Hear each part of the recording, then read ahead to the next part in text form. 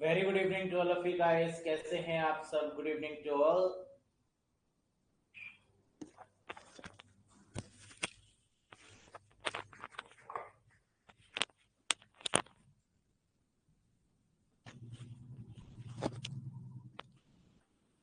M I audible guys? क्या मेरी voice आ रही है आप तक? Good evening to everyone.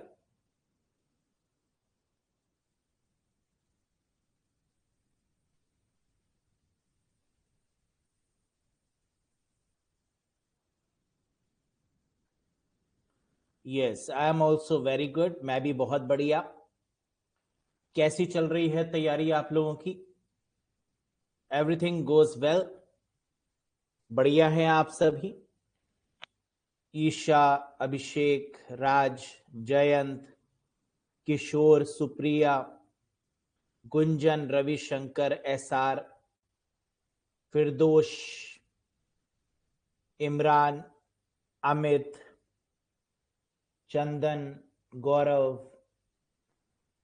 MD, सामिद Ali, Nikhil राज। शुरू करें आज के इस सेशन को।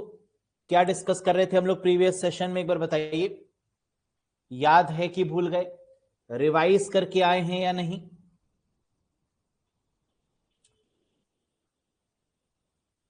किया है रिवाइज?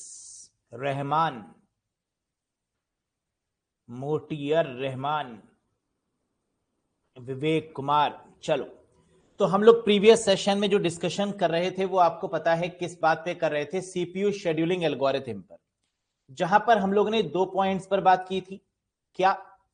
कि जो सीपीयू शेड्यूलिंग एल्गोरिथम है उसमें क्या मैक्सिमाइज होना चाहिए और क्या मिनिमाइज होना चाहिए। तो मैक्सिमाइज होना चाहिए सीपीयू की परफॉर्मेंस, यानी उसका थ्रूपुट, है ना। और मिनिमाइज क्या होना चाहिए? जो टाइम लग रहा है एग्जीक्यूशन में वो कम लगना चाहिए, सीपीयू बिजी होना चाहिए और जल्दी जल्दी काम को करने वाला होना चाहिए। ये मेन मोटिव था। तो मिनिमाइज किसको करेंगे? टर्न अराउंड टाइम में वेटिंग टाइम और रिस्पॉन्स टाइम ये कम होना चाहिए, और जो इसका यूटिलाइजेशन है ना, वो ज्यादा होना चाहिए। इसी पर बात हुई थी। कोई कंफ्यूजन, कोई डाउट है अभी तक? पूछ लीजिए। साथ ही साथ हम लोगों ने यह भी डिस्कशन किया था कि सीपीयू शेड्यूलिंग एल्गोरिथम कितने तरीके की होती है? 4 तरीके की। First come first serve, shortest job first scheduling, priority algorithm और राउंड रॉबिन एल्गोरिथम। यस,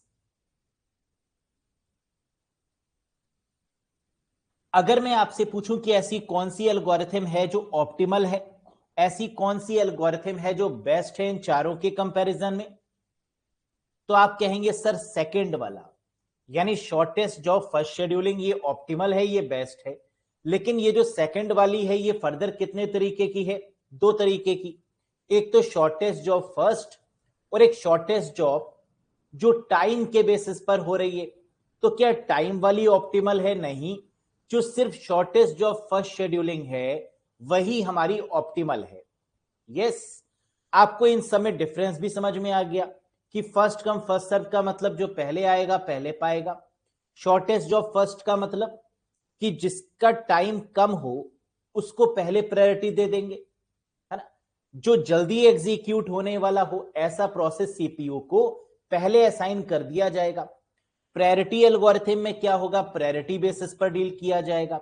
और राउंड रॉबिन में क्या टाइम क्वांटम के बेसिस पर काम हो रहा है? क्या फिक्स टाइम पर काम हो रहा है? यस, है ना। तो that is round robin algorithm. अगर इसमें से क्वेश्चन क्या बनते हैं ये भी तो इंपॉर्टेंट है। तो हम लोगों ने फटाफट से ये भी डिस्कस कर लिया था प्रीवियस सेशन में कि इनमें से कौन सी प्रिमिटिव है, कौन सी नॉन प्रिमिटिव। तो मुझे फटाफट से बता दो, एफसीएफएस कैसी है? Sir first come first serve, कोई छीना झपटी नहीं होगी, यानी ये कैसी हो गई? Non primitive. Shortest job first, sir ये प्रिमिटिव भी हो सकती है, नॉन प्रिमिटिव भी हो सकती है। जो एसजीएफ है, जो ऑप्टिमल है ना, वो कैसी है? Non primitive. लेकिन जो टाइम के बेसिस पर काम कर रही है वो प्रिमिटिव है, क्योंकि फिक्स टाइम के बाद में कोई दूसरा असाइन किया जा रहा है, तो ये क्या हो गई? प्रिमिटिव हो गई। ठीक। प्रायोरिटी एल्गोरिथम कैसी है? तो अगेन प्रायोरिटी भी हमारी दोनों तरीके की है, एक प्रिमिटिव भी है और नॉन प्रिमिटिव नेचर की भी है। और राउंड रॉबिन की बात करें सर, ये टाइम के बेसिस पर बात होती है और टाइम के बाद में प्रिम्प्ट कर लिया जाएगा। तो राउंड रॉबिन कैसी है, एफसीएफएस के तरीके से है, फर्स्ट कम फर्स्ट सर्व। और एफसीएफएस कैसा है, नॉन प्रिमिटिव, लेकिन ये राउंड रॉबिन कैसी हो जाएगी, प्रिमिटिव। तो यहां पर आपका क्या हो गया, प्रिमिटिव शेड्यूलिंग एल्गोरिथम। समझ में आया? हमने ये तो कहा कि राउंड रॉबिन हमारी एफसीएफएस के तरीके से काम करती है, लेकिन फिर भी इसका नेचर क्या है, प्रिमिटिव, क्योंकि एक फिक्स टाइम के बाद में दूसरा प्रोसेस आ जाएगा उतने टाइम ड्यूरेशन के बाद में, और पहले वाले प्रोसेस को कहेगा चलो निकलो, है ना, बाहर निकल लो, मेरा समय आ चुका है, मैं जाऊंगा सीपीयू के अंदर एग्जीक्यूट होने के लिए। That is why it is primitive in nature. ठीक, ये कंडीशन क्लियर थी आपको? इसके बाद में जो हम लोगों ने अगेन एक इंपॉर्टेंट क्वेश्चन पर बात करी, वो क्या थी कि कौन सी ऐसी एल्गोरिथम है जो स्टारवेशन पर काम करेगी और कौन सी ऐसी है जो स्टारवेशन पर काम नहीं करेगी। तो स्टारवेशन का मतलब क्या है, अगर कोई एक लाइन में आपसे पूछे तो आप क्या बोलेंगे, what is starvation?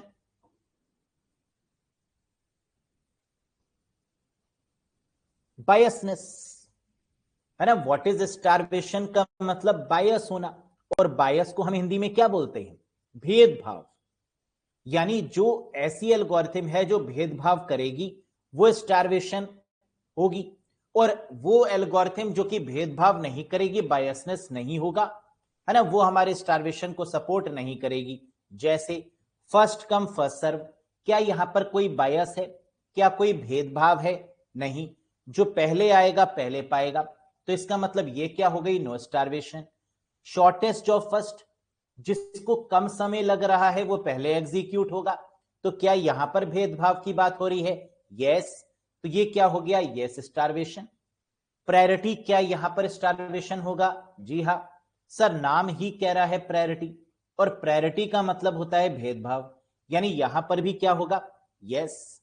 Round robin, क्या यहां भेदभाव हो रहा है, बताइए सर। राउंड रॉबिन क्योंकि एफसीएफएस की तरीके से काम करती है विद टाइम क्वांटम, लेकिन यहां पर किसी भी तरीके का भेदभाव नहीं है, सबको इक्वल टाइम दिया जा रहा है, तो इसका मतलब यहां पर क्या हो जाएगा, no starvation, no chance of starvation as each process is given quanta यानी टाइम फॉर एग्जीक्यूशन और फिक्स टाइम टू एग्जीक्यूट।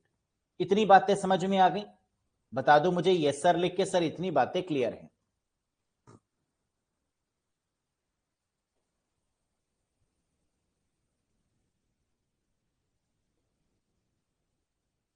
ठीक, राज पटेल ऐसे मत याद रखना कि पहला नो स्टारवेशन, लास्ट वाला नो स्टारवेशन, है ना, बीच वाले स्टारवेशन। सीधे कॉन्सेप्ट पर बात करो ना, है ना। हर चीज को अगर इस तरीके से याद करेंगे तो एग्जाम में बहुत कंफ्यूजन होगा, इसलिए कॉन्सेप्ट पकड़ के अगर समझोगे तो क्वेश्चन को सही कर पाओगे। रटना नहीं है, समझना है चीजों को। यस, चलो आगे बढ़ते हैं। अब जरा फर्स्ट कम फर्स्ट सर्व के बारे में कुछ छोटी छोटी लेकिन मोटी बातें कर लेते हैं। फर्स्ट कम फर्स्ट सर्व का मतलब क्या है, सक्सेस और अ फेलियर। क्या ये लाइन है फर्स्ट कम फर्स्ट सर्व? जी हां, है ना, कोई धक्का मुक्की नहीं करेगा, आराम आराम से हर कोई लाइन में जाएगा। तो कह रहा है फर्स्ट कम फर्स्ट सर्व जो होता है वो क्या है, एक क्यू है, एक लाइन है, ठीक। लेकिन क्या इसके भी कोई डिसएडवांटेज हो सकते हैं, सोचो। फर्स्ट कम फर्स्ट सर्व में क्या कहीं पर कोई प्रॉब्लम आ सकती है? तो आंसर है यस। कहां? कह रहा है ये सिंपलेस्ट शेड्यूलिंग एल्गोरिथम है, यानी सबसे सरल अगर कोई एल्गोरिथम है तो फर्स्ट कम फर्स्ट सर्व है, पहली बात। It assign CPU to the process which arrive first, जो प्रोसेस पहले आया उसको पहले सीपीयू असाइन कर दिया गया, है ना, बिना किसी भेदभाव के। The process whose arrival time is less schedule first, कह रहा है वो प्रोसेस जिसका अराइवल टाइम कम है। अराइवल टाइम कम का मतलब जो जल्दी आया, लाइन में जो जल्दी लगा, क्या वो जल्दी एग्जिट करेगा? हां, तो the process whose arrival time is less scheduled first. Next, easy to understand, कह रहा है इसको समझना काफी आसान है कंप्यूटर के लिए। And can easily be implemented using Q data structure, और एफसीएफएस को इंप्लीमेंट करने के लिए किस डेटा स्ट्रक्चर का यूज किया जा रहा है? क्यू डेटा स्ट्रक्चर का, क्योंकि लाइन की बात ही हो रही है। Always non preemptive in nature, अभी हम लोग ने देखा कि इसका नेचर हमेशा कैसा होगा? नॉन प्रिमिटिव, बिना धक्का मुक्की वाला, बिना लड़ाई वाला, बिना छीना झपटी वाला, है ना, नॉन प्रिमिटिव। एफसीएफएस की प्रॉब्लम क्या है ना? अब यहां पर बात हो रही है प्रॉब्लम की। अगर इसमें कोई प्रॉब्लम नहीं होती तो क्या इसके बाद दूसरी एल्गोरिथम आती? जी नहीं, है ना, इसके बाद और भी एल्गोरिथम्स हैं। इसका मतलब यहां पर कोई ना कोई प्रॉब्लम तो रही होगी। प्रॉब्लम क्या है? क्या रहे, लाइन में सबसे ज्यादा प्रॉब्लम आती है कॉन्वॉय इफेक्ट की, और ये एग्जाम का 1 नंबर का क्वेश्चन है। क्या? फर्स्ट कम फर्स्ट सर्व की जो प्रॉब्लम है, जो कमी है, वो क्या है? Convoy effect. अब क्वेश्चन ये उठता है, व्हाट इज कॉन्वॉय? कॉन्वॉय का मतलब क्या है? तो आपको दिख रहा है लिखा हुआ, दैट इज कॉल्ड काफिला। Smaller process have to wait for a long time for bigger process to release the CPU. मतलब एक लाइन लगी हुई है ना? कभी कभी आप लोग ने ऐसा देखा है कि एक इंसान लाइन में लगकर 5-5 टिकट ले रहा है, 6-6 टिकट ले रहा है, 10-10 टिकट ले रहा है ना, अपने सभी रिश्तेदारों के आगे पीछे मिलाकर। कुछ लोग तो बिजनेस करने लगते हैं, है ना, 10-10 रुपए तुम रख लो, मेरा भी टिकट ले लो। ऐसा होता है या नहीं होता? लाइन में लगे वाला आगे वाला ही 20 टिकट ले रहा है। सोचो, क्या वहां पर प्रॉब्लम आ जाएगी? अगर लाइन में लगा हुआ ज्यादा लंबा प्रोसेस होगा, सपोज करिए जो फर्स्ट कम फर्स्ट सर्व है, जो पहला पर्सन आया लाइन में, उसको एग्जीक्यूट होने के लिए बहुत लंबा समय लग रहा है, तो क्या पीछे वाले प्रोसेस की वेटिंग टाइम बढ़ जाएगा?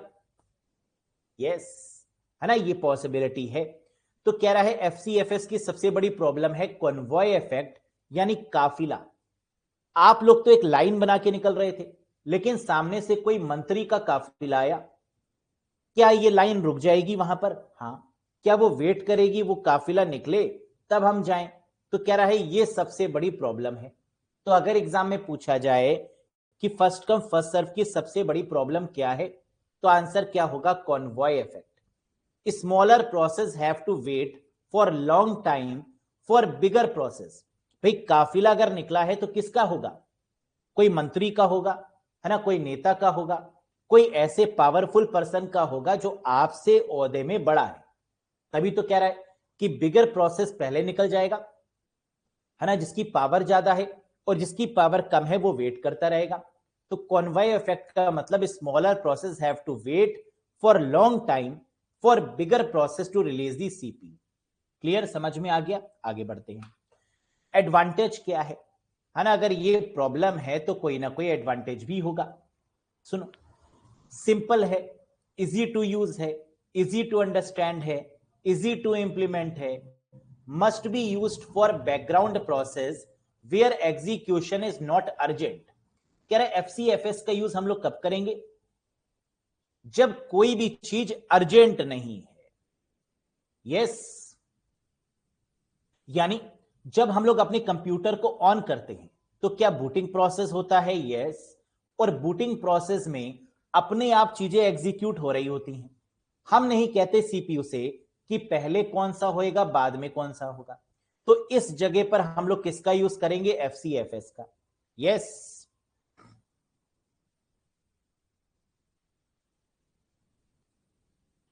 Very good. तो ये हो गया एडवांटेज और ये हो गया डिसएडवांटेज। नेक्स्ट, सबसे बड़ा डिसएडवांटेज क्या निकल के आया? जो प्रॉब्लम है वही डिसएडवांटेज है। तो प्रॉब्लम क्या है? Convoy effect. और डिसएडवांटेज क्या है? सफर्स फ्रॉम कॉन्वॉय इफेक्ट, है ना। इसका सबसे बड़ी प्रॉब्लम ही एक ही है, और वो है काफिला। Normally higher average waiting time, कह रहा है नॉर्मली इसका वेटिंग टाइम ज्यादा हो सकता है। नो कंसीडरेशन टू प्रायोरिटी और बस टाइम, मतलब कह रहा है यहां पर हमने किसी भी तरीके की प्रायोरिटी पर फोकस नहीं किया, ना ही सीपीयू टाइम पर फोकस किया कि सीपीयू में किसका ज्यादा समय लग रहा है किसका कम समय लग रहा है, इसका कोई मतलब नहीं। जो पहले आएगा वो पहले सर्व किया जाएगा। लेकिन इस चक्कर में अगर जो पहले वाला प्रोसेस है उसमें ज्यादा समय लग रहा है तो वेटिंग टाइम बढ़ जाएगी। Should not be used for interactive system, कह रहे एफसीएफएस हम उनके लिए यूज नहीं कर सकते जो इंटरैक्टिव सिस्टम है।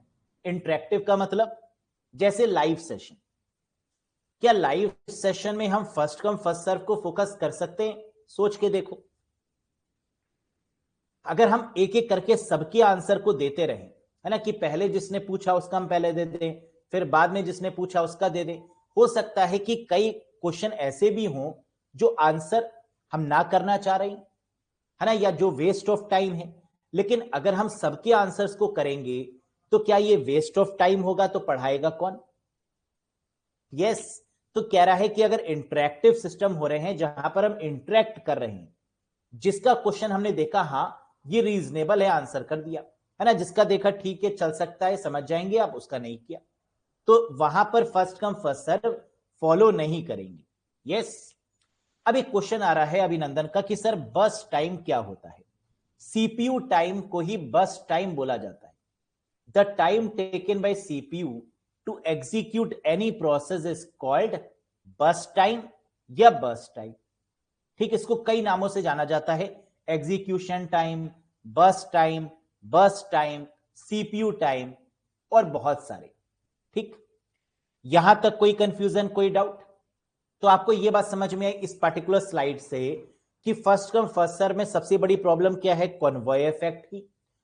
एडवांटेज क्या है? सिंपल है, सिक्योर है, इंप्लीमेंट करना आसान है ना, ये सारी इसकी एडवांटेजेस हैं। डिसएडवांटेज सबसे बड़ी क्या है कि लॉन्गर प्रोसेस, अगर कोई बाद वाला प्रोसेस है उसकी वेटिंग टाइम बढ़ सकती है because of convoy, because of काफिला। ठीक, आगे बढ़ो। कह रहा है एफसीएफएस में नो स्टारवेशन का केस है। स्टारवेशन मतलब बायसनेस, यहां किसी भी प्रकार की बायसनेस नहीं है। तो starvation is a stage where processor is biased, है ना, ये बात हमने लिख भी दी कि स्टारवेशन वो एक स्टेज है जहां पर आपका सीपीयू क्या है? बायस है। लेकिन क्या एफसीएफएस के केस में सीपीयू आपका बायस होगा?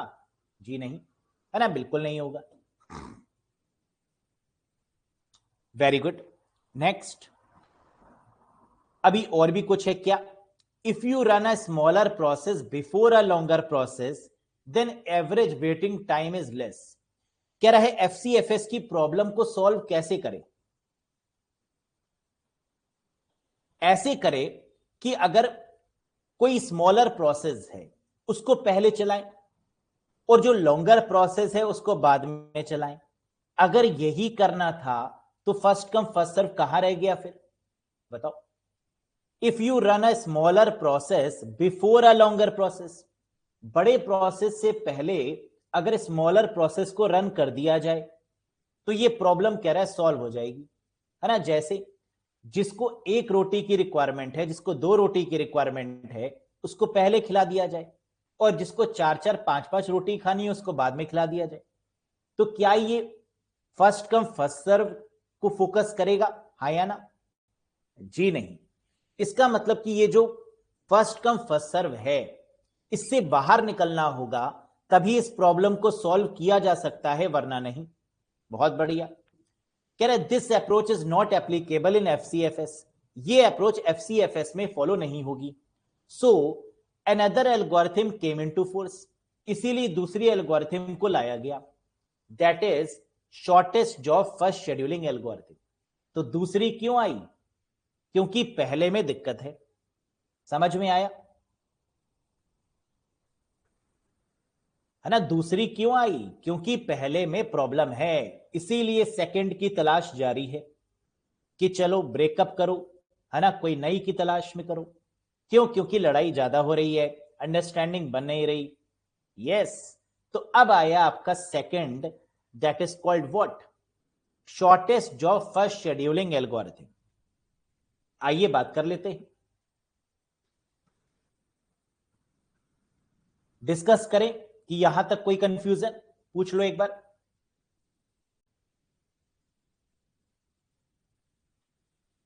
एक क्वेश्चन आया है कि सर स्टारवेशन होना अच्छा है या बुरा है ना, ये क्वेश्चन बनता है कि स्टारवेशन की कंडीशन बेस्ट मानी जाएगी या नहीं।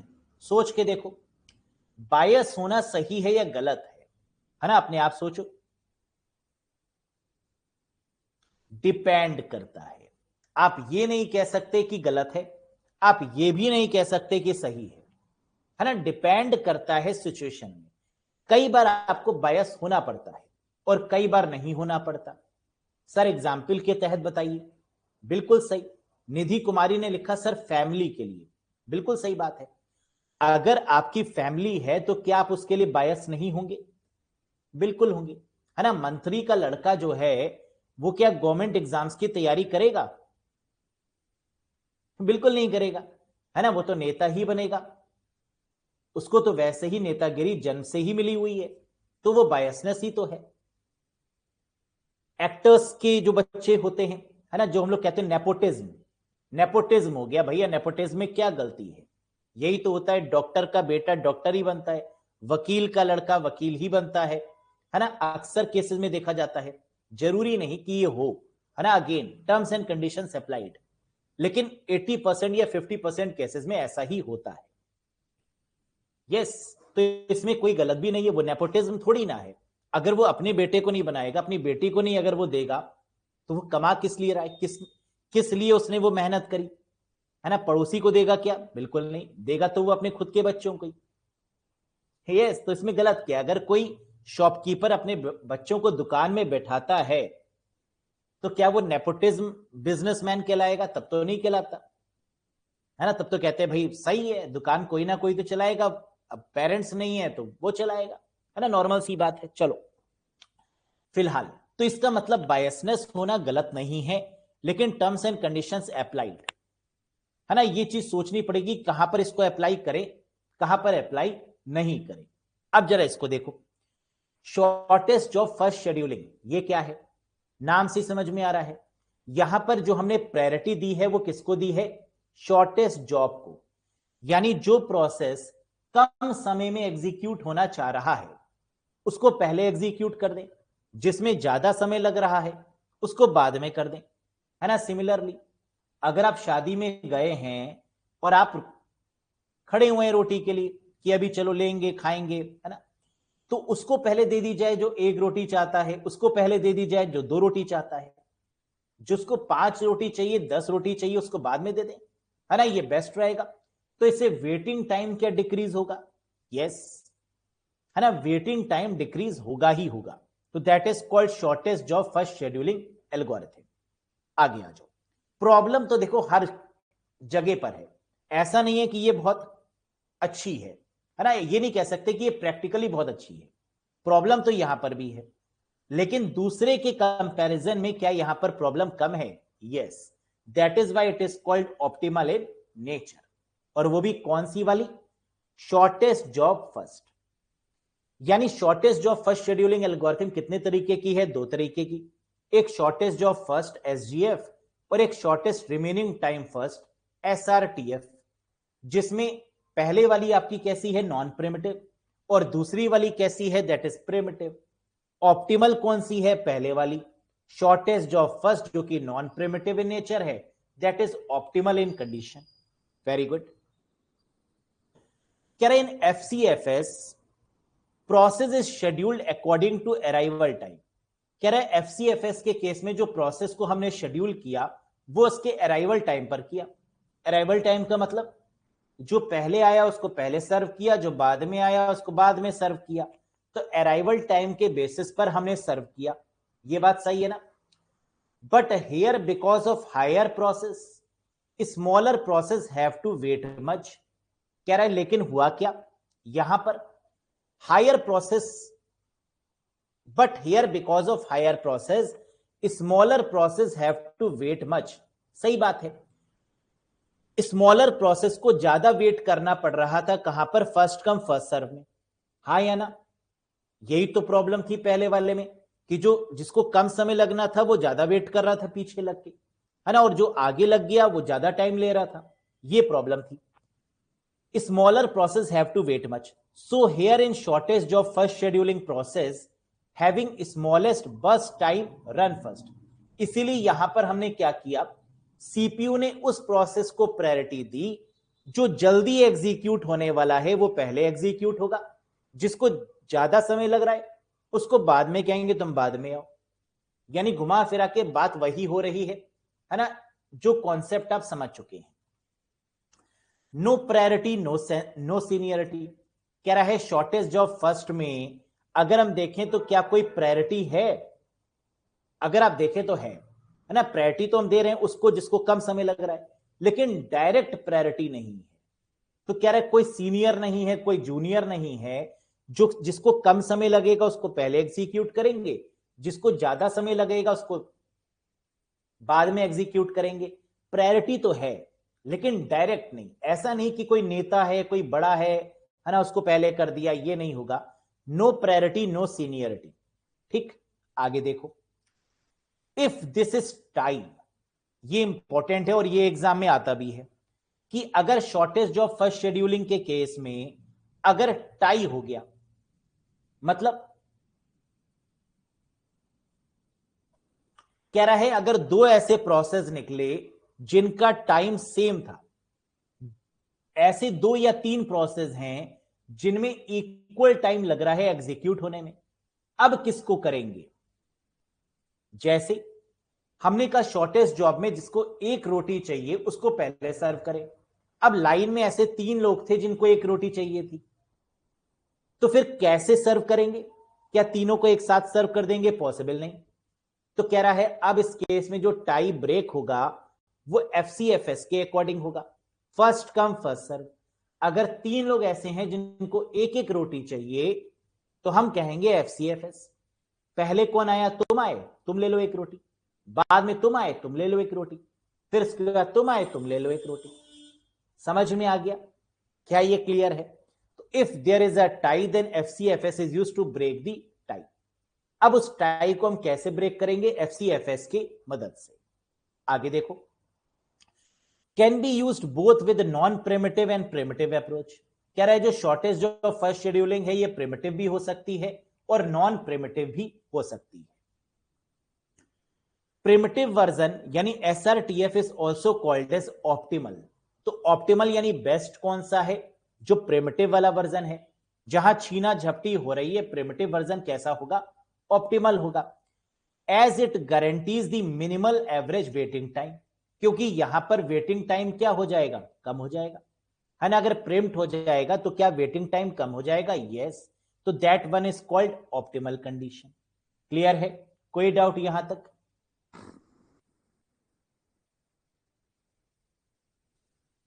है ना, बिल्कुल सिंपल सा कॉन्सेप्ट है जो आम जिंदगी में होता है, मेंटोस, है ना, वही सिंपल सा कॉन्सेप्ट चल रहा है। वेरी गुड, आगे आ जाओ। कह रहा है एसजीएफएस के केस में जो एडवांटेज है वो क्या है? तो हमने कहा अगर एडवांटेज की बात करें तो यहां पर 3 एडवांटेज है।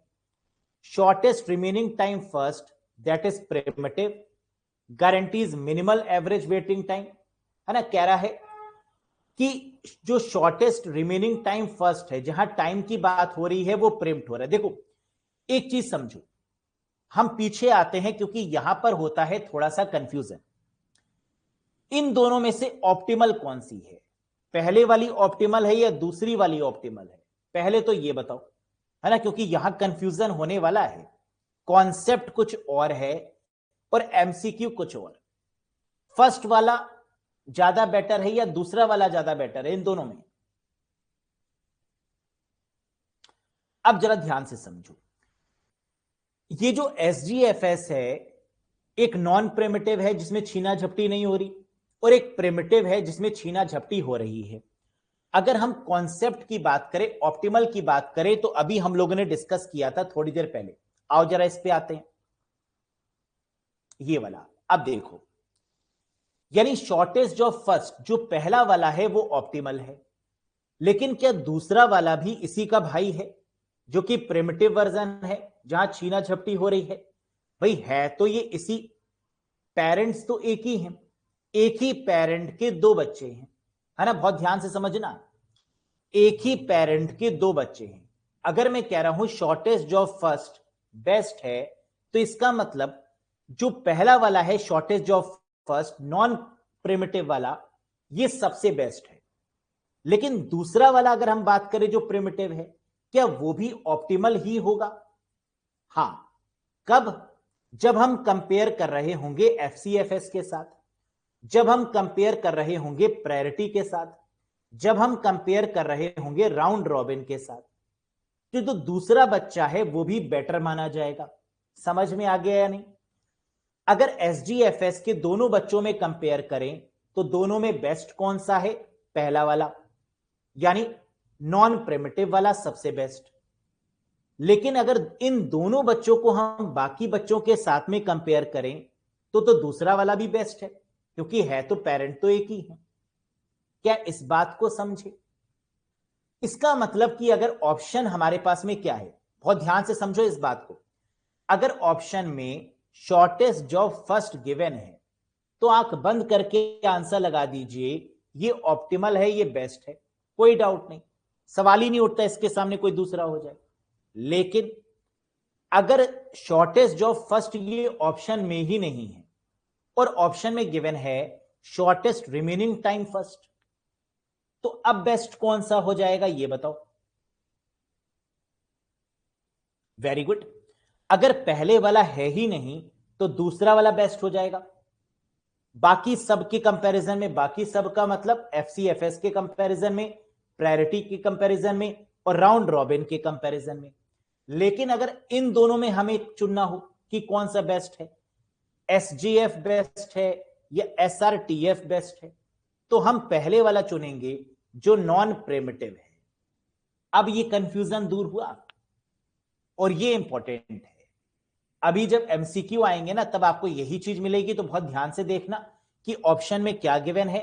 अगर नॉन प्रिमिटिव वाला एसजीएफ गिवन है तो क्या हो जाएगा? बेस्ट हो जाएगा, ये सबसे बढ़िया है। और अगर सपोज करिए दोनों गिवन है और ऑप्शन में गिवन है मोर than one of the above, तब क्या करेंगे? अब बताओ। ये भी तो हो सकता है ना कि शॉर्टेज ऑफ फर्स्ट भी गिवन हो और शॉर्टेस्ट रिमेनिंग टाइम फर्स्ट भी गिवन हो, तब मोर than one of the above लगाएंगे या शॉर्टेस्ट ऑफ फर्स्ट लगाएंगे? ये बताओ। यस, अब मोर than one of the above नहीं लगेगा, अब एक को चूज करना होगा, that is called shortest job first. क्योंकि ऑप्टिमल तो एक ही है, बेस्ट तो एक ही है, ऐसा नहीं हो सकता कि ये बेटा भी बेस्ट है ये बेटा भी बेस्ट है, थोड़ा तो ऊपर नीचे होगा ना बेटों में। अब इस केस में जो नॉन टाइम वाला है, बिना टाइम के साथ है, वही आंसर होगा, भले ही more than one of the above हो। क्या ये बात समझ में आ गई?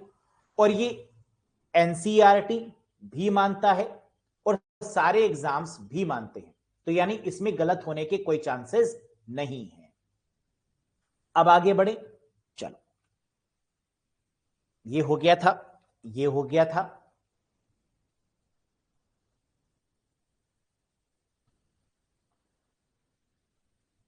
ठीक, क्या कह रहा है? अब यहां से देखो, कह रहा है preemptive version SRTF is also called as optimal as it guarantee minimal average waiting time. है ना, टाइम वाला भी क्या हो सकता है? ऑप्टिमल हो सकता है, क्योंकि ये भी किसको फॉलो कर रहा है? शॉर्टेस्ट जॉब को ही फॉलो कर रहा है, तो ये भी ऑप्टिमल हो सकता है इन कंपैरिजन टू अदर। ठीक, अब एडवांटेजेस देख लेते हैं इनके। Shortest remaining time first is equals to primitive in nature, है ना, टाइम है तो प्रिमिटिव होगा ही होगा। Guarantees minimal average waiting time, waiting time भी क्या होगा? कम होगा, no doubt. Provide a standard for other algorithm in terms of average waiting time, मतलब कह रहे दूसरी एल्गोरिथम को भी इससे सीख लेनी चाहिए। ये इतना अच्छा है कि ये दूसरी एल्गोरिथम को भी सिखा सकता है कि काम कैसे होगा, नो डाउट। आप सीखते किससे हैं? जो आपका रोल मॉडल होता है ना, कि मुझे ऐसा ही बनना है, कोई ना कोई रोल मॉडल होता है ना कि ये बेस्ट है, मुझे ऐसा ही बनना है, तो ये कैसे काम करेंगे? कोई बेस्ट आपकी नजर में होगा, तो कह रहे बाकी एल्गोरिथम को भी इस एल्गोरिथम से सीख लेनी चाहिए। Better average response time to FCFS, कह रहे इस केस में जो रिस्पॉन्स टाइम होगा, जो वेटिंग टाइम होगा, क्या कम होगा? यस, अगर वेटिंग टाइम कम होगा तो रिस्पॉन्स टाइम अच्छा होगा। यस, यही लिखा हुआ है। तो कह रहा है भाई इसके डिसएडवांटेज भी बता दो। एडवांटेज तो बहुत हो गए, ऑप्टिमल है भाई, दोनों ही ऑप्टिमल है, देखा जाए तो दोनों ही बेस्ट है, क्योंकि पेरेंट्स बेस्ट है ना, अगर पेरेंट्स बेस्ट तो बच्चे भी बेस्ट, नो डाउट। लेकिन डिसएडवांटेज क्या है? वेरी गुड प्रमोद, सबसे बड़ा डिसएडवांटेज है कि algorithm can not be implemented as there is no way to know the burst time of a process, यानी सीपीयू टाइम पता लगाना मुश्किल है। ये हवाई बातें हैं, समझ में आ गया? कह रहा है बढ़िया तो बहुत है, लेकिन सीपीयू में प्रैक्टिकल इंप्लीमेंट कर पाना आसान नहीं है। बुकिश लैंग्वेज में तो आसान है, पढ़ना तो आसान है, लेकिन वाकई में कौन सा प्रोसेस कम समय लेगा, कौन सा ज्यादा, ये तय कौन करेगा? कह रहे ये पॉसिबल ही नहीं है ये फाइंड आउट कर पाना कि ये प्रोसेस जल्दी एग्जीक्यूट होगा, ये प्रोसेस देर से एग्जीक्यूट होगा। तो पढ़ने के लिए तो ये बेस्ट है, लेकिन प्रैक्टिकल इंप्लीमेंटेशन में ये प्रॉब्लम क्रिएट करेगा, क्योंकि ये पता ही नहीं चलता कि किस प्रोसेस को एग्जीक्यूट होने में कितना समय लग रहा है। तो algorithm can not be implemented as there is no way to know the CPU time of a process, यानी कॉन्सेप्चुअल है बस। बिल्कुल सही, आगे बढ़ते हैं। हमें कौन सा प्रैक्टिकल करना है? हमने भी तो कॉन्सेप्चुअल ही याद रखना है ना, समझ रहे हैं ना बातों को? Next, process with larger CPU बस टाइम या CPU time requirement will go into starvation, processor is biased based on bus time या CPU टाइम। बिल्कुल सही बात है। कह रहा दूसरी डिसएडवांटेज ये है कि यहां पर बायसनेस है ना, अगर एक शब्द में इसको समझें तो दूसरी डिसएडवांटेज क्या है? स्टारवेशन की कंडीशन है, बायसनेस की कंडीशन है, और बायसनेस की कंडीशन हमेशा क्या होगी? डिसएडवांटेज ही होगा। क्लियर? वेरी गुड, आगे बढ़ो। अब तीसरी पर आ जाओ, प्रायोरिटी एल्गोरिथम। पहले वाली एल्गोरिथम कौन सी थी? फर्स्ट कम फर्स्ट सर्व, यानी जो पहले प्रोसेस आएगा उसको पहले सर्व कर देंगे। प्रॉब्लम क्या मिली वहां पर? कॉनवॉय इफेक्ट, काफिला, कि अगर हम तो लाइन से जा रहे हैं लेकिन आगे कोई काफिला आ गया तो गड़बड़ हो जाएगी, हमें लाइन को वहीं पर रोकना पड़ेगा और वेट करना होगा उस काफिले के निकलने का, है ना, प्रॉब्लम है। उस प्रॉब्लम को सॉल्व करने के लिए हमने क्या किया कि पहले छोटी छोटी प्रोसेसेस को सॉल्व कर दें और बाद में बड़ी वाली को सॉल्व कर दें शॉर्टेस्ट जॉब के बेसिस पर। लेकिन वहां पर भी प्रॉब्लम आ गई। क्या प्रॉब्लम आ गई शॉर्टेस्ट जॉब में? कि अगर हम शॉर्टेस्ट जॉब को कर रहे हैं लेकिन ये प्रैक्टिकली पॉसिबल ही नहीं है कि हम ये देख पाए कि किस प्रोसेस में कम समय लग रहा है, किस प्रोसेस में ज्यादा समय लग रहा है ना, और बायसनेस भी है। तो ये दो दो प्रॉब्लम्स आ गई। तो अब तीसरा आ गया हमारे सामने, that is called priority algorithm. ये क्या है भाई? तो आपने कहा प्रायोरिटी का मतलब बायसनेस सर यहां पर भी है ना, स्टारवेशन यहां पर भी है। यहां प्रायोरिटी किस बेसिस पर चलेगी? किस बेसिस पे प्रायोरिटी डिसाइड होगी? पहले किसको एग्जीक्यूट करें? जिसकी प्रायोरिटी हाई है, और हाई प्रायोरिटी कई चीजों पर डिपेंड करेगी, है ना। जैसे नॉर्मल लाइफ में हाई प्रायोरिटी का मतलब क्या है? Old age is the high priority, है ना, कोई disabled person is the high priority. तो ये सब हमारी क्या है? प्रायोरिटी तो है। आइए इस पर बात करते हैं। प्रायोरिटी एल्गोरिथम बड़ी मस्त है। ये कहता है भाई देखो, बदनाम हम हैं लेकिन कहीं ना कहीं छुप के हर कोई प्रायोरिटी का इस्तेमाल कर रहा है। कैसे? क्या फर्स्ट कम फर्स्ट सर्व में कोई प्रायोरिटी नहीं है? सोच के देखो डीपली। जो पहले आया उसे पहले सर्व कर रहे हैं, जो लेट आया वो लेट गया। यानी कह रहा है देखो प्रायोरिटी तो फर्स्ट कम फर्स्ट सर्व में भी है, अगर बहुत ध्यान से देखो तो कह रहा है एफसीएफएस में प्रायोरिटी किसकी है? ऑर्डर ऑफ अराइवल की। जो पहले आया उसको पहले कर दिया। वैसे ये प्रायोरिटी होता नहीं है, लेकिन इसका कहना है कि ये भी एक प्रायोरिटी ही है। जो जल्दी आ गया, जो जल्दी उठ गया, उसको जल्दी सर्व कर दिया गया है, तो ये भी प्रायोरिटी। हमने कहा ठीक, तुम कह रहे हो तो मान लेते हैं। कह रहे देखो भाई, प्रायोरिटी तो दूसरे में भी है, शॉर्टेस्ट जॉब फर्स्ट में। ऑर्डर ऑफ सीपीयू टाइम या बस टाइम के अकॉर्डिंग है तो यहां पर भी प्रायोरिटी। क्यों? क्योंकि यार छोटे छोटे प्रोसेस को तुम पहले सर्व कर रहे हो, बाद वाला नाराज नहीं हो जाएगा क्या कि मेरा क्या कसूर, मैं बड़ा हूं तो मुझे पहले क्यों नहीं किया? अगर मैं बड़ा भाई हूं तो मुझे पहले सर्व नहीं किया जाएगा, पहले छोटे भाइयों को ही सर्व किया जाएगा। है तो देखो यहां पर भी प्रायोरिटी। यस, तो इसने कहा क्या बड़ी बात हो गई जो मेरे नाम में ही प्रायोरिटी है, तो मैं तो प्रायोरिटी करूंगा ही करूंगा। Here a priority is associated with each process. कह रहा है यहां पर प्रायोरिटी एल्गोरिथम में जो प्रायोरिटी है वो हर एक प्रोसेस के साथ में है। हर एक प्रोसेस में क्या होगा, कंपेयर किया जाएगा, जिसकी प्रायोरिटी ज्यादा होगी उसको पहले एग्जीक्यूट कर देंगे। At any instance of time, out of all the available process, CPU is allocated to the process which possesses the highest priority. Number may be higher or lower. मतलब कुछ समझ में आया? कुछ दिमाग की घंटी बजी या नहीं बजी? कह रहा है यह प्रायोरिटी देखो किसी भी बेसिस पर हो सकती है। किसी भी बेसिस का मतलब बड़े भाई को पहले सर्व किया जा सकता है हायर, छोटे भाई को भी पहले सर्व किया जा सकता है लोअर। यहां यह डिसाइड नहीं है कि बड़े भाई को ही पहले सर्व करेंगे या छोटे भाई को ही पहले सर्व करेंगे। प्रायोरिटी का मतलब कोई भी प्रायोरिटी जिसको सीपीयू समझता है ये अर्जेंट है, वो प्रायोरिटी है, हमारे और आपको नहीं। अब सीपीयू किसको प्रायोरिटी समझता है, जरा मुझे बताओ एक दो एग्जांपल कि सीपीयू की नजर में हाई प्रायोरिटी किसकी होगी, बताओ। और ये हम बता चुके हैं।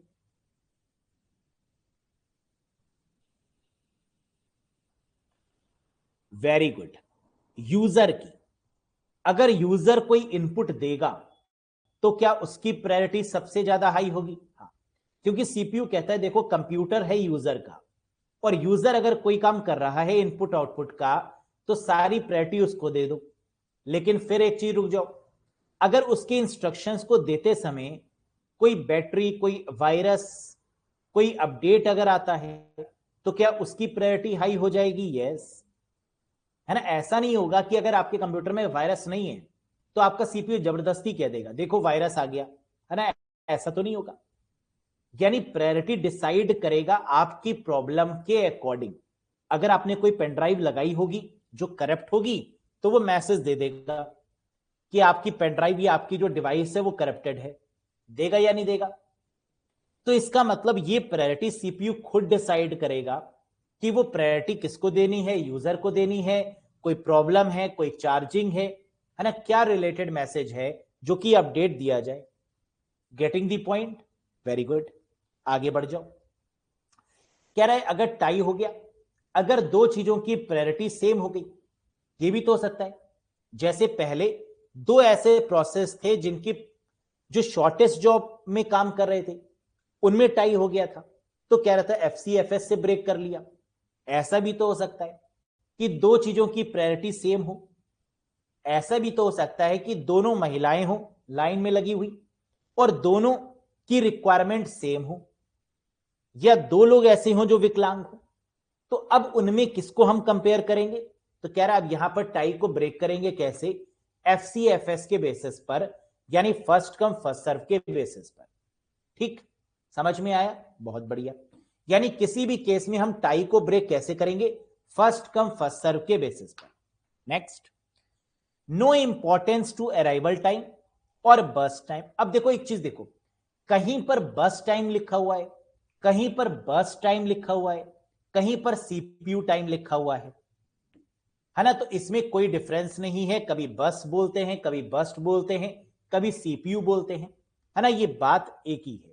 तो इसको आप क्या बोल सकते हैं? सीपीयू टाइम बोल सकते हैं इन अ सिंगल वर्ड। ठीक, क्योंकि कई बार ये भी कंफ्यूजन हो जाता है कि सर कभी आप बस्ट बोल रहे हैं, कभी बस लिखा हुआ आ रहा है, कभी सीपीयू टाइम लिखा हुआ आ रहा है। तो इन सब का मतलब एक ही होता है, दैट इज एग्जीक्यूशन टाइम कह लो, बस टाइम कह लो, बस टाइम कह लो, दीज ऑल आर इक्वल। ठीक, आगे बढ़ो। No importance to arrival time और बस टाइम का मतलब कि कोई इंपॉर्टेंस सीपीयू टाइम पर नहीं दिया गया है। बिल्कुल सही बात है। प्रायोरिटी में क्या सीपीयू टाइम को कोई हम लोग ने प्रिविलेज दी है? नहीं दिया। हमने प्रिविलेज किसको दिया? प्रोसेस को, कि किसकी प्रायोरिटी हाई है किसकी लो है ना, इसको हमने प्रायोरिटी दी। ना कि सीपीयू किसको जल्दी एग्जीक्यूट करेगा, सीपीयू किसको देर में एग्जीक्यूट करेगा, इसको हमने प्राथमिकता नहीं दी। हमने प्रोसेस को प्राथमिकता दी, ना कि सीपीयू को। Yes. Support both primitive and non primitive version.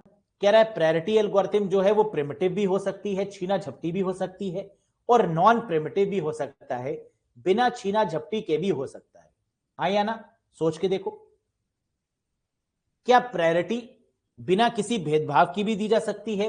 Yes, है ना। आपको लगता है कि इस पर्सन को देनी चाहिए तो आपने दे दी, और आपको लगता है नहीं इसमें कोई कमी नहीं है, फिर भी लाइन में आगे निकलने की कोशिश कर रहा है, तो आप कहेंगे चलो पीछे निकलो, है ना, ऐसे तो नहीं आने देंगे तुम्हें। So that is what we call depend upon the condition. आगे बढ़ते। एडवांटेजेस क्या हैं इसके, फटाफट देख लो। Provide a facility of priority specially for system process. कह रहा है यहां पर एक स्मूथ चीजों पर फोकस होगा, फैसिलिटी होगी, प्रायोरिटी अगर दी है तो कुछ को बेनिफिट होगा, नो डाउट। दूसरा, allow to run more important first even if it is a user process. कह रहे भले यूजर काम कर रहा हो लेकिन फिर भी ये रन कर देगा इंपॉर्टेंट प्रोसेस को, बिना ये देखे कि यूजर कोई इंस्ट्रक्शन दे रहा है ना, बीच में आ जाएगा और क्या कहेगा, रुक जाओ, चार्जिंग में लगाओ सबसे पहले। भले ही कोई कितना बड़ा यूजर क्यों ना हो, भले ही वो कोई भी इनपुट क्यों ना दे रहा हो, सारे काम छोड़कर वो क्या कहेगा, चार्जिंग में कनेक्ट करो। एंटीवायरस आ गया है, सॉरी वायरस आ गया है ना, एंटीवायरस को रन करो, सारे काम रोक दो। ये क्या है, प्रायोरिटी एल्गोरिथम के बेनिफिट्स हैं। यस। नेक्स्ट, डिसएडवांटेज क्या है? Process with the smaller priority में स्टार फॉर दी सीपीयू, यानी स्टारवेशन इज हियर। यहां पे स्टारवेशन है। हाँ, क्यों? कह रहे process with the smaller priority, ऐसा हो सकता है कि अगर हायर प्रोसेस को प्रायोरिटी दी गई तो स्मॉलर प्रोसेस सफर कर जाएगा, अगर स्मॉलर प्रोसेस को प्रायोरिटी दी गई तो लॉन्गर प्रोसेस सफर कर जाएगा। प्रायोरिटी दी है तो कोई ना कोई सफर तो करेगा ही करेगा ना, है ना। ऐसा तो नहीं हो सकता कि अगर आप भले ही कितने भी शरीफ क्यों ना हो, आप प्रायोरिटी दे रहे हो, लेकिन आपका उतना टाइम तो वेस्ट होगा ही होगा जितने समय में वो सर्व हो रहा है। तो कह रहा है प्रायोरिटी है मतलब स्टारवेशन है, तो यहां पे दिक्कत तो बनेगी बनेगी। No idea of response time और वेटिंग टाइम। कह रहा है यहां पर टाइम पर फोकस नहीं किया जा रहा है, ना तो यहां पर रिस्पॉन्स टाइम से मतलब है, ना वेटिंग टाइम से मतलब है, सिर्फ भाईचारा से मतलब है कि चलो इसको देनी चाहिए प्रायोरिटी, इसको दे दी, टाइम से कोई लेना देना नहीं है। तो कह रहा है फिर करें क्या? अगर इतनी सारी प्रॉब्लम इसके साथ में भी हैं तो सोल्यूशन क्या है, और ये इंपॉर्टेंट है ना। ये देखो, कह रहे what is the solution of problems faced in the priority algorithm. बिल्कुल सही। कह रहे प्रायोरिटी एल्गोरिथम में आई हुई दिक्कत को हम सॉल्व करेंगे किसके द्वारा? एजिंग के द्वारा। अब ये एजिंग क्या होता है, what do you mean by ageing? क्या इससे प्रायोरिटी की प्रॉब्लम्स को सॉल्व किया जा सकता है? अगर हां तो ये एजिंग क्या होता है, जरा कोई बताएगा मुझे?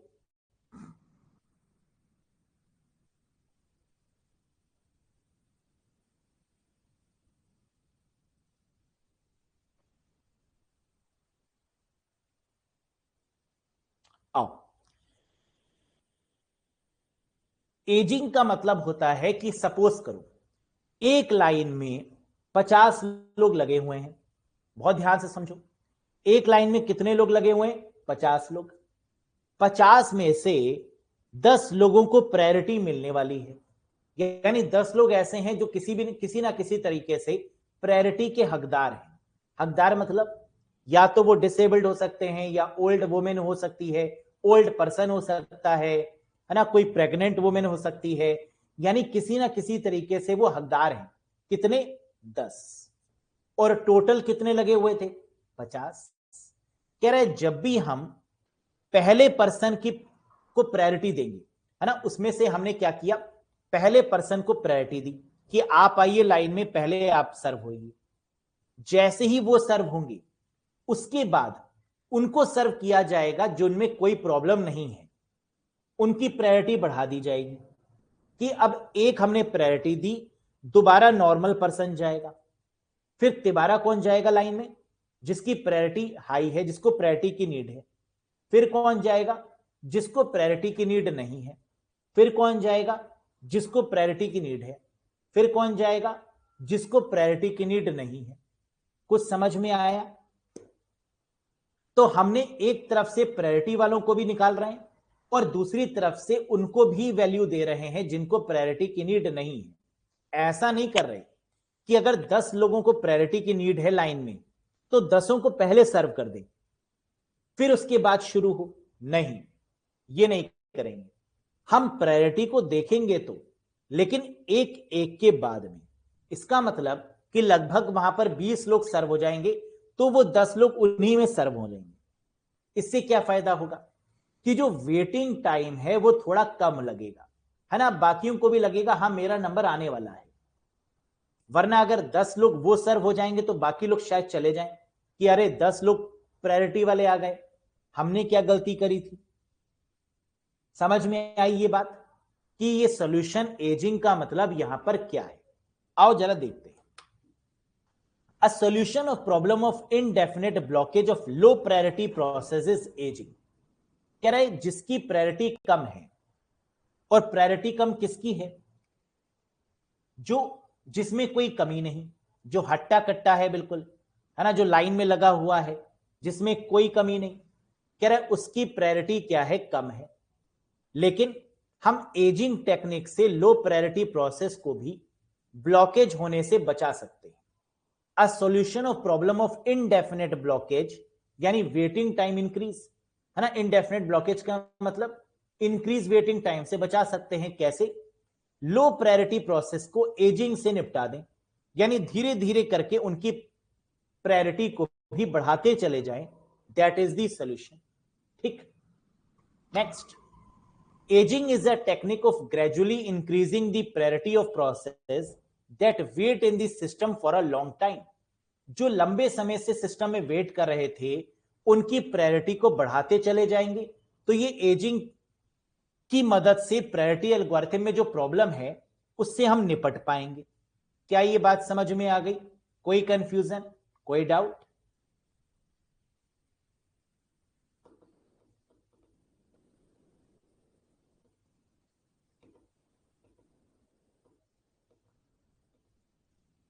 ठीक, एक बार वो रिपीट कर दे जल्दी से। कह रहा है प्रायोरिटी में सबसे बड़ी दिक्कत क्या थी? हम उनको प्रायोरिटी दे रहे थे जो किसी ना किसी तरीके से दबे हुए थे, किसी ना किसी तरीके से परेशान थे, उनको हमने प्रायोरिटी देने की कोशिश करी। लेकिन अगर लाइन में 50 लोग हैं, 10 लोग ऐसे हैं जिनको प्रायोरिटी की नीड है, तो हम क्या करेंगे? पहले जिसको नीड है उसको सर्व करेंगे, एक पर्सन, फिर उसको सर्व करेंगे जिसको नीड नहीं है, फिर उसको सर्व करेंगे जिसको नीड है, फिर उसको सर्व करेंगे जिसको नीड नहीं है।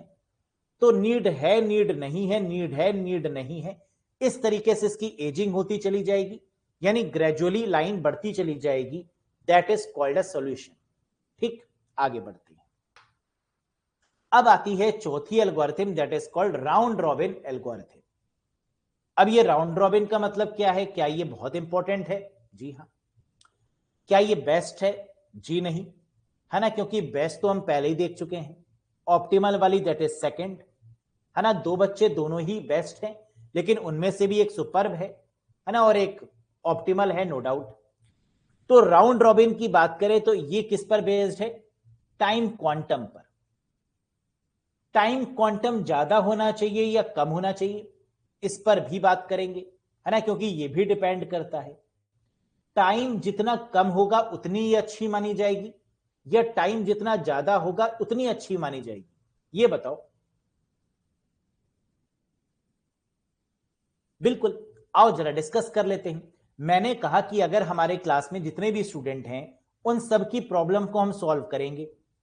हर एक स्टूडेंट को कितना टाइम दिया जाए, कम से कम या ज्यादा से ज्यादा 1-1 सेकेंड दे दें चलेगा, या 5-5 मिनट दे दें चलेगा। अगर आप अपने पॉइंट ऑफ व्यू से सोचेंगे तो कहेंगे सर 5 मिनट दे दीजिए, मजा आ जाएगा, है ना। कम समय देंगे तो मजा ही नहीं आएगा, प्रॉब्लम सॉल्व ही नहीं होगी, यही है ना। लेकिन सोचो कि अगर हमने 5-5 मिनट हर एक कैंडिडेट को दिए तो क्या सबको हम डील कर पाएंगे? नहीं। लेकिन अगर 1-1 सेकेंड मैंने दिया या नैनो सेकेंड दिया तो क्या सभी की प्रॉब्लम्स पर मैं आ पाऊंगा? यस, है ना, मैक्सिमम कवर मैं कर पाऊंगा। यही सीपीयू भी कहता है कि जितना टाइम क्वांटम कम होगा उतनी परफॉर्मेंस बेटर होगी। राउंड रॉबिन का मतलब एक फिक्स टाइम के लिए सीपीयू एलोकेट किया जाएगा प्रोसेस को, और उस टाइम ड्यूरेशन पर अगर वो एग्जीक्यूट हो गया तो बल्ले बल्ले, और अगर उस टाइम ड्यूरेशन पर वो एग्जीक्यूट नहीं हुआ तो वो वेट करेगा अगले टर्न का। That is called round robin algorithm, है ना। बचपन में एक झूला आपने झूला होगा, गोल गोल वाला, है ना, कुछ उसी से इसका नाम पड़ा राउंड रॉबिन एल्गोरिथम। आओ जरा देखते हैं। This algorithm is designed for time sharing system. कह रहा है राउंड रॉबिन जो एल्गोरिथम है वो किस सिस्टम के लिए डिजाइन की गई? For time sharing system. Time sharing system का मतलब सर कॉन्टेक्स्ट स्विचिंग ज्यादा होगी राउंड रॉबिन के केस में, बिल्कुल ज्यादा होगी, नो डाउट, है ना। कॉन्टेक्स्ट स्विचिंग का मतलब क्या होता है? स्वैप इन स्वैप आउट, कि सीपीयू में कोई प्रोसेस गया फिर बाहर आ गया, गया फिर बाहर आ गया, है ना, ये तो होता ही रहेगा। स्विचिंग तो होगी ही होगी, स्वैप इन और स्वैप आउट तो होगा ही होगा, नो डाउट। लेकिन जरूरी नहीं, ये भी 100% नहीं है। हो सकता है किसी प्रोसेस को 1 सेकंड के लिए ही टाइम चाहिए था और वो 1 सेकंड में सेटिस्फाई हो गया, टर्मिनेट हो गया, नो नीड। लेकिन मैक्सिमम केसेस में यहां कॉन्टेक्स्ट स्विचिंग होती है, क्योंकि इतनी जल्दी कोई प्रोसेस सेटिस्फाई होता नहीं, इतनी जल्दी कोई भी प्रोसेस एग्जीक्यूट नहीं हो जाता। हो गया तो बहुत बढ़िया, नहीं हुआ तो दोबारा आएगा, है ना, यही तो कॉन्सेप्ट है। फिर दोबारा सीपीयू में जाएगा, दोबारा अपना टाइम टेन्योर पूरा करेगा, फिर वो सेटिस्फाई हुआ तो बढ़िया, नहीं हुआ तो दोबारा फिर तीसरी बार भी जाएगा, है ना, चौथी बार भी जाएगा, 5वीं बार भी जाएगा, डिपेंड करेगा। तो कह रहा है this algorithm is designed for time sharing system. Example client server relation या गूगल। कह रहे राउंड रॉबिन का इस्तेमाल कौन करता है? जहां नेटवर्किंग की यूज होती है, जहां कोई क्लाइंट होगा, जहां पर कोई सर्वर होगा, इस केस में राउंड रॉबिन का इस्तेमाल करेंगे। जैसे गूगल कैसे? अगर मैं यहां पर google.com ओपन करूं तो क्या सिर्फ सचिन सर ही google.com ओपन करके रखे हैं इस समय पर, या दुनिया में ऐसे बहुत लोग हैं जो एक ही समय पर गूगल का यूज करते हैं? सर बहुत सारे हैं जो गूगल का यूज कर रहे होंगे। मैंने गूगल ओपन किया तो कई लोगों ने और भी किया होगा। तो गूगल क्या कहता है? रुक जाइए, कोई दूसरा मुझे यूज कर रहा है, मैं अभी व्यस्त हूं, क्या ऐसे कहता है? जी नहीं, वो एक समय पर अपनी सर्विसेज को बांट देता है। सबके कंप्यूटर पर गूगल ओपन होगा ही होगा, सबके कंप्यूटर पर फेसबुक ओपन होगा ही होगा, हाँ या ना। तो ये जितनी भी चीजें हैं ये सब टाइम शेयरिंग ही तो है, ये सब राउंड रॉबिन ही तो है, ये सबके सिस्टम पर एक ही समय पर ओपन हो रही है। तो कह रहा है this is called round robin approach, where it is not necessary to complete one process and then start another. कह रहा है ऐसा नहीं है कि एक समय पर पूरा प्रोसेस कंप्लीट हो फिर दूसरा स्टार्ट हो, यह जरूरी नहीं। हो सकता है कि पूरा कंप्लीट ना हो, वो बाहर आ जाए सीपीयू से, वेट करे, फिर दूसरा प्रोसेस एंटर हो, फिर वो एग्जीक्यूट करे, फिर वो बाहर आ जाए, फिर तीसरा प्रोसेस करे। तो ये जरूरी नहीं कि पूरा प्रोसेस कंप्लीट होना ही चाहिए, पूरा प्रोसेस एग्जीक्यूट होना ही चाहिए, that is not mandatory. Clear? आगे देखो। But to be responsive and divide time of the CPU among the process in the ready state. कह रहा लेकिन हां एक बात जरूर है, ये जो एल्गोरिथम है ये रिस्पॉन्सिव होगी, इसका रिस्पॉन्स टाइम बहुत जल्दी होगा, ये सबको रिस्पॉन्स करेगी। क्यों? क्योंकि ये अपने टाइम को डिवाइड कर देगी CPU among the process in the ready state, और जिस प्रोसेस को रैम में रखना होगा उसको रैम में रख भी देगी, है ना। यही तो है इसका मकसद। Next, average response time is best in this model. कह रहा है इस मॉडल की खास बात क्या है कि सबको रिस्पॉन्स देगी और रिस्पॉन्स टाइम क्या होगा, एवरेज होगा, यानी सबका फिक्स होगा, है ना। कोई भेदभाव तो होगा नहीं, सबका फिक्स टाइम होगा एक ही टाइम पीरियड पर। Next, ready queue will be treated as a circular queue. कह रहे यहां पर जो रैम होगी क्या वो सर्कुलर होगी? हाँ, प्रोसेस रैम में जाएगा, रैम से सीपीयू में जाएगा, सीपीयू से फिर रैम में जाएगा, रैम से फिर सीपीयू में जाएगा। तो ये चीज क्या लगातार होती रहेगी? यस। कह रहे रेडी क्यू मतलब RAM will be treated as a circular queue, ये सर्कुलर के तरीके से काम करती रहेगी। If we fix a time quantum up to which a process can hold the CPU in one go, within which a process terminate or process must release the CPU and re-enter in a circular queue and wait for the next chance. बिल्कुल सही बात है। समझ में आया? नहीं आया ना? अब समझो जरा। कह रहा है if we fix a time quantum, अगर हमने टाइम को 1 सेकेंड के लिए फिक्स कर दिया, up to which a process can hold the CPU, कि ये जो प्रोसेस है ये सीपीयू में कितनी देर तक जाएगा? 1 सेकेंड के लिए, और 1 सेकेंड में एग्जीक्यूट करेगा, फिर टर्मिनेट हो जाएगा। विच अ प्रोसेस टर्मिनेट, और प्रोसेस मस्ट रिलीज दी सीपीयू, या अगर वो पूरा 1 सेकेंड में एग्जीक्यूट हो गया तो सीपीयू को छोड़कर वो चला जाएगा, टर्मिनेट हो गया। And re enter in a circular queue and wait for the next chance.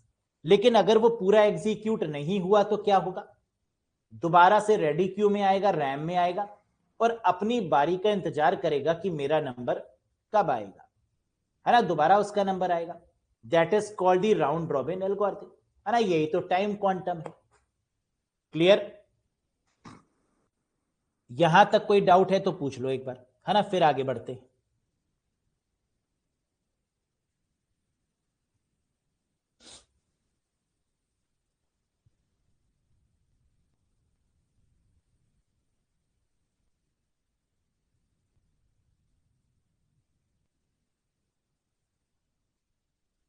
ठीक, बहुत बढ़िया। आगे देखो, कह रहे it is primitive in nature. क्या राउंड रॉबिन एल्गोरिथम एफसीएफएस को फॉलो करती है? Yes. First come first serve. क्या ये प्रिमिटिव है? हाँ, क्योंकि टाइम के बेसिस पर ये प्रिम्प्ट हो जाएगा, तो जहां जहां टाइम की बात होगी वहां वहां प्रिमिटिव अप्रोच होगी ही होगी। नेक्स्ट, एडवांटेज क्या है और डिसएडवांटेज क्या है ये भी देख लो। कह रहे perform best in terms of average response time, इसका रिस्पॉन्स टाइम अच्छा होगा, no doubt. Works well in case of time sharing system, जितने भी टाइम जहां पर रिक्वायरमेंट है उन केसेस में ये बेस्ट अच्छा परफॉर्म करेगा। क्लाइंट सर्वर आर्किटेक्चर में अच्छा परफॉर्म करेगा, इंटरैक्टिव सिस्टम में बढ़िया परफॉर्म करेगा, है ना। क्यों बढ़िया परफॉर्म करेगा? क्योंकि अगर मैं यहां पर कह दूं कि सभी स्टूडेंट को इक्वल टाइम दिया जाएगा तो ये अच्छा है ना, बेस्ट है। तो ये इंटरैक्टिव है लाइव सेशन, और अगर इक्वल टाइम में सबको दूं तो हर कोई खुश हो जाएगा यहां पर, है ना, बेस्ट है।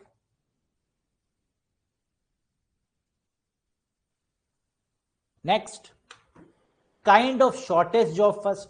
कह रहा है एक तरीके से ये शॉर्टेस्ट जॉब फर्स्ट को ही फॉलो कर रहा है। क्यों? क्योंकि ये डिपेंड कर रहा है बस टाइम पर, यानी सीपीयू टाइम पर।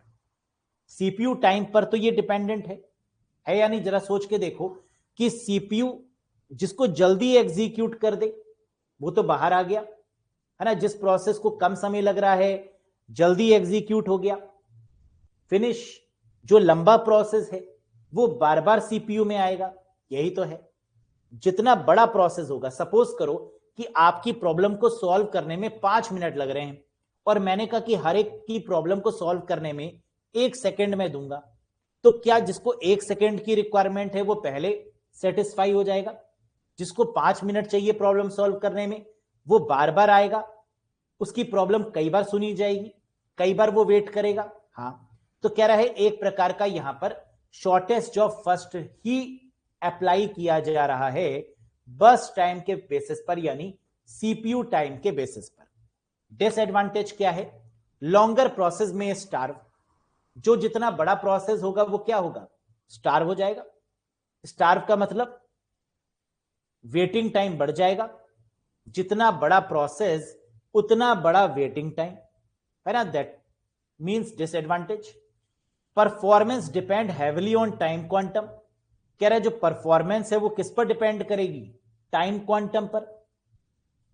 मतलब अगर टाइम क्वांटम 1 मिनट का हो जाएगा तो राउंड रॉबिन की परफॉर्मेंस क्या बेकार हो जाएगी? हाँ, हम सबको रिस्पॉन्स दे ही नहीं पाएंगे। टाइम क्वांटम जितना कम रहेगा उतना बेस्ट रहेगा। तो कह रहा है performance depends heavily on time quantum, time quantum पर ही पूरी कहानी डिपेंड करती है। नो आइडिया ऑफ प्रायोरिटी, यहां पर प्रायोरिटी पर कोई फोकस है ही नहीं। हो गया, खत्म। यानी चारों की चारों एल्गोरिथम आपकी फिनिश हो चुकी हैं, एमसीक्यूज को छोड़कर और प्रैक्टिकल क्वेश्चंस को छोड़कर। यानी जितने भी कॉन्सेप्टिव चीजें हैं, है ना, कॉन्सेप्ट बेसिस पर आपको समझ में आ चुका है। यहां तक कोई डाउट, कोई कंफ्यूजन तो पूछ लो।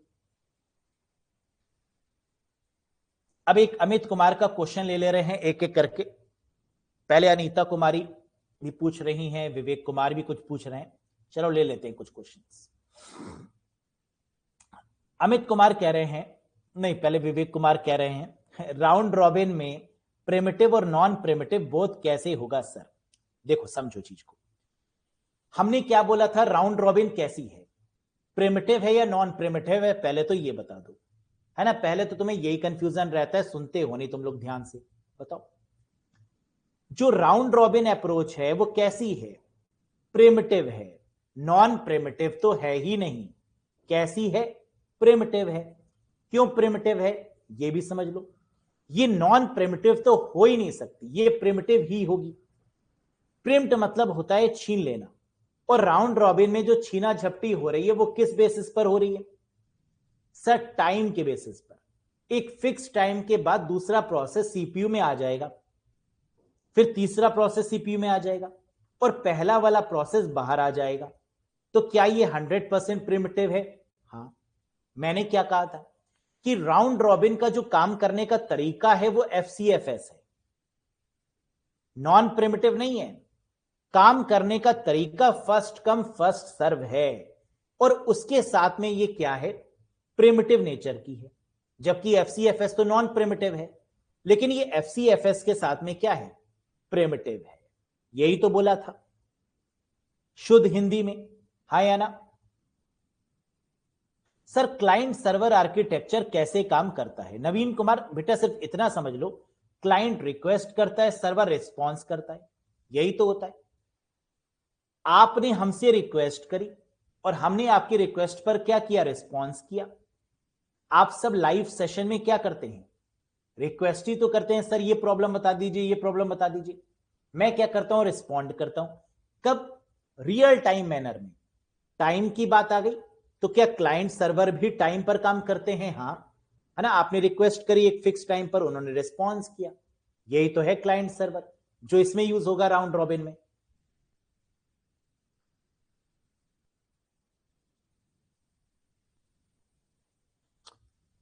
बहुत बढ़िया। Sir who will decide the priority? Vikram, the priority will decided by the CPU itself, है ना। प्रायोरिटी कौन डिसाइड करेगा? जो काम कर रहा है। और मेहनत कर कौन रहा है? सीपीयू। मैंने पहले ही कहा ना, लाइव सेशन में किसका आंसर करना है किसका नहीं, ये चीज कौन डिसाइड करता है? मैं, कि हाँ इस क्वेश्चन का आंसर कर देते हैं, इसका नहीं करते। और मैं यहां पर कौन हूं? सीपीयू। यही तो है ना। तो इसका मतलब जो सीपी हम लोग पढ़ क्या रहे हैं? Operating system. और ऑपरेटिंग सिस्टम में क्या पढ़ रहे हैं? CPU scheduling. क्योंकि ऑपरेटिंग सिस्टम का मेन काम क्या है? सीपीयू को शेड्यूल करना। ठीक, सुबोध बेटा पूछ लो अपने क्वेश्चन का आंसर भी, पूछो क्या पूछना चाह रहे हो। But sir process will select by short term. Process को सिलेक्ट कर कौन रहा है? प्रोसेस खुद तो नहीं कह रहा है ना भाई। आप सब ये चाहते हैं कि सचिन सर मेरे क्वेश्चन का आंसर ले लें। आप सब यहां पर क्या है? प्रोसेस है। है ना, ऐसे ही तो है। आप में से कोई भी ऐसा नहीं होगा जो ये ना चाहता हो कि सचिन सर मेरे क्वेश्चन का आंसर ना दें, और मैं भी नहीं चाहता कि, मैं भी चाहता हूं कि हर एक स्टूडेंट के क्वेश्चन का आंसर दूं, लेकिन फिर भी मेरे पास टाइम की बाउंडेशन है, तो मैं इसमें से सिलेक्ट करूंगा कि इनके क्वेश्चन का आंसर मैं दे सकता हूं, इनका नहीं दे पाया क्योंकि मैं या तो पढ़ नहीं पाया या तो मेरे पास उतना समय नहीं था कि मैं आंसर दे पाऊं। यानी हर किसी में डिसाइड कौन कर रहा होगा, सीपीयू डिसाइड कर रहा होगा। यस, चलो अब आगे बढ़ते हैं। अब बात कर लेते हैं बैंकर्स एल्गोरिथम पे फटाफट, क्योंकि ये भी इंपॉर्टेंट है, कॉन्सेप्ट थोड़े से पढ़ लो, है ना, क्योंकि फिर नेक्स्ट सेशन में प्योर एमसीक्यू पर बात होगी। ठीक,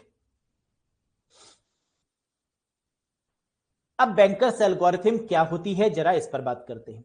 सर क्रिटिकल सेक्शन क्या होता है, सुशील कुमार पांडे बेटा बात करेंगे अभी उस पर भी, लेकिन अगर आप पूछ रहे हैं तो आपको बता दें, क्रिटिकल सेक्शन का मतलब होता है ऑपरेशन थिएटर। क्रिटिकल अगर कोई केस होता है तो उसको कहां डील किया जाता है, बताओ। अगर कोई केस क्रिटिकल होता है तो क्या उसको ऑपरेशन थिएटर में डील करते हैं? हाँ, तो क्रिटिकल सेक्शन का मतलब क्या है कि अगर सीपीयू में कोई एक प्रोसेस है तो दूसरा प्रोसेस नहीं आ सकता, that is called critical section. अगर सीपीयू किसी एक प्रोसेस को एग्जीक्यूट कर रहा है तो दूसरा प्रोसेस कब आएगा? जब पहला वाला प्रोसेस वहां से जा चुका होगा तभी दूसरा आएगा, और that particular section is called critical section. यानी सीपीयू की वो जगह जहां पर वो पहले वाले प्रोसेस को एग्जीक्यूट कर रहा है उसे हम लोग क्या बोल देते हैं? Critical section.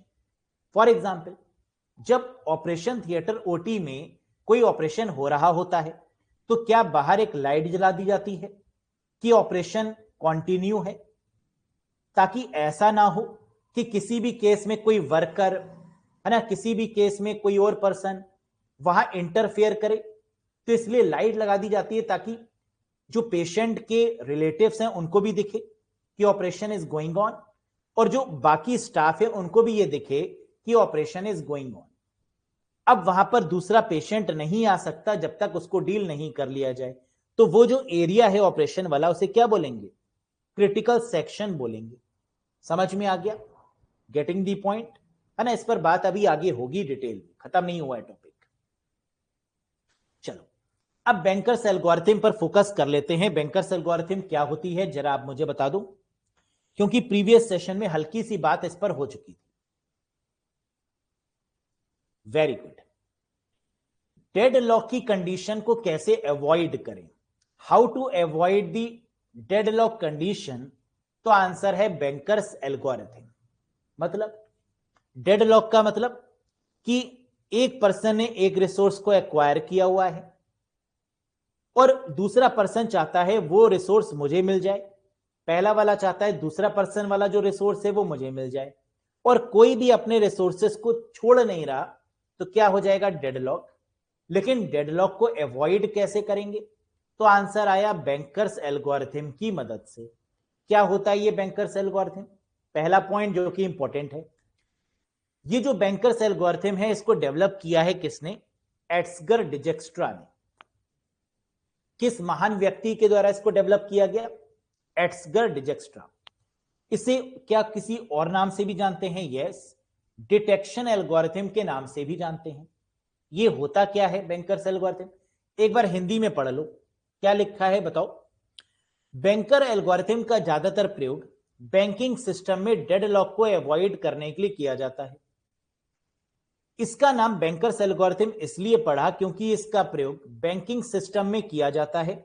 यह हमें यह बताता है कि किसी व्यक्ति को लोन दिया जा सकता है या नहीं।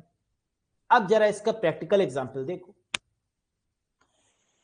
डेडलॉक कब होगा बताओ? जब हर कोई अड़ा होगा अपनी बात पे, जब फाइट होगी, है ना, तभी तो डेडलॉक होगा। अगर समझौता हो गया तो क्या डेडलॉक हो सकता है? नहीं, बिल्कुल नहीं। लड़ाई होना जरूरी है। कह रहा है ये जो टर्म है बैंकर्स एल्गोरिथम, ये कैसे आया?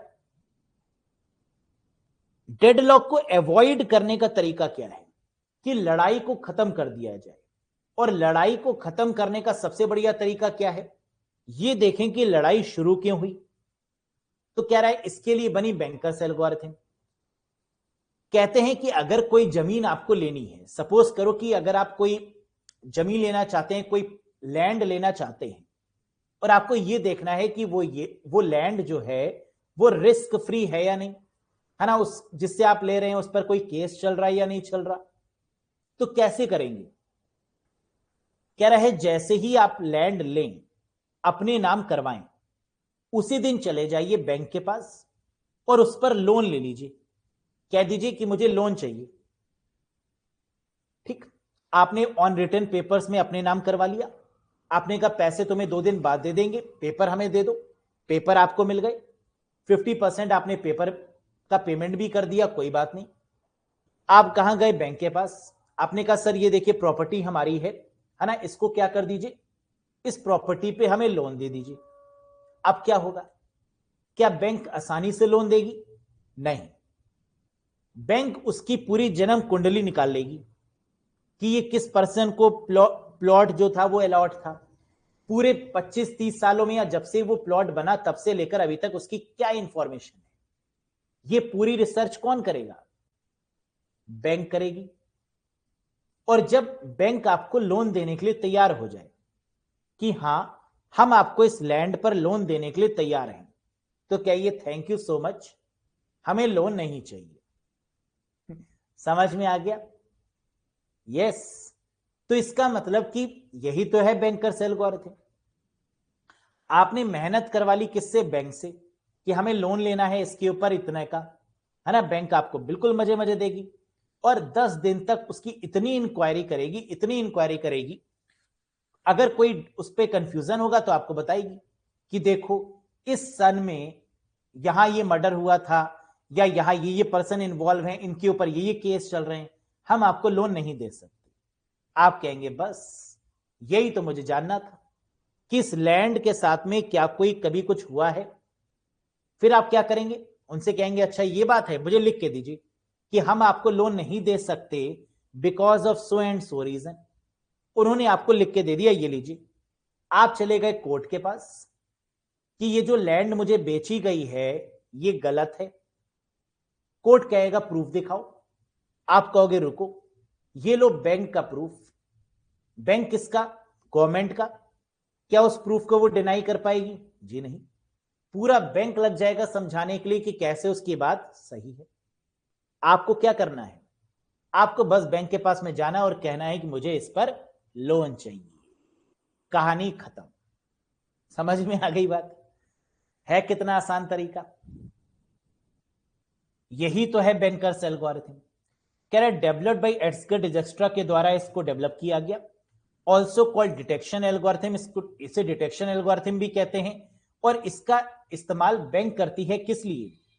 डेड लॉक को अवॉइड करने के लिए। डेड लॉक का मतलब क्या है कि आगे जाकर उसकी रकम फंसने वाली तो नहीं है, क्या वसूली आसानी से हो जाएगी, कोई प्रॉब्लम तो नहीं आएगी, है ना। इस रीजन से ये एल्गोरिथम को डेवलप किया गया, that is called bankers algorithm. शायद कुछ कुछ समझ में आ गई होगी ये बात। अब ये क्या होती है इसके बारे में पूरा डिटेल में पढ़ेंगे, but in the next class, है ना। आज के लिए इतना ही काफी है।